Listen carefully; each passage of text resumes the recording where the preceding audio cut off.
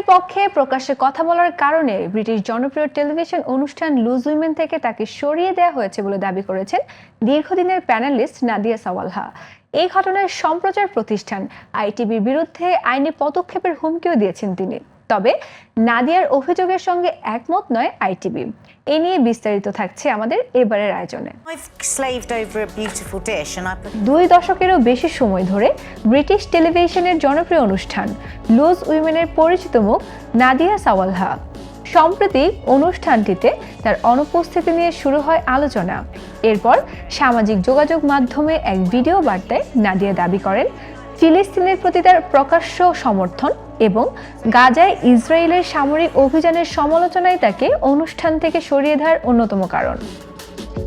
নাদিয়ার অভিযোগ, কয়েক মাস ধরে তাকে নিয়ে নানা অনিশ্চয়তার মধ্যে রাখা হয় এবং শেষ পর্যন্ত জুলাই মাসে তাকে অনুষ্ঠান থেকে সরিয়ে দেওয়া হয়। এই ঘটনাকে তিনি বৈষম্য ও হয়রানি হিসেবে দেখছেন। এই নিয়ে আইটিভির বিরুদ্ধে আইনি পদক্ষেপের প্রস্তুতি নেওয়ার কথাও জানিয়েছেন এই টেলিভিশন ব্যক্তিত্ব। তার আইনজীবীরা সম্প্রচার প্রতিষ্ঠানটির কাছে আইনি নোটিশ পাঠিয়েছেন বলে জানানো হয়েছে। নাদিয়ার অভিযোগকে ঘিরে এরই মধ্যে অনলাইনে সমর্থনও দেখা গেছে।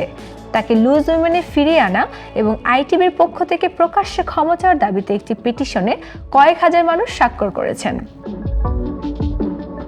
ফিলিস্তিন ইস্যুতে প্রকাশ্য অবস্থান নেওয়া নাদিয়া সাওয়ালহার সঙ্গে আইটিভির এই বিরোধ এখন গড়িয়েছে আইনি লড়াইয়ের দিকে। একজন জনপ্রিয় টেলিভিশন ব্যক্তিত্বের রাজনৈতিক ও মানবাধিকার সংক্রান্ত মত প্রকাশ কর্মক্ষেত্রে কতটা প্রভাব ফেলতে পারে সেই প্রশ্ন নতুন করে সামনে এনেছে এই ঘটনা। দর্শক, স্যান্ডেলিনার শোবিজ ওয়ার্ল্ড থেকে নিয়ে নিচ্ছি ছোট্ট একটি বিরতি। ফিরে আসছি একজন অতিথিকে সঙ্গে নিয়ে। সেই পর্যন্ত আমাদের সঙ্গেই থাকুন।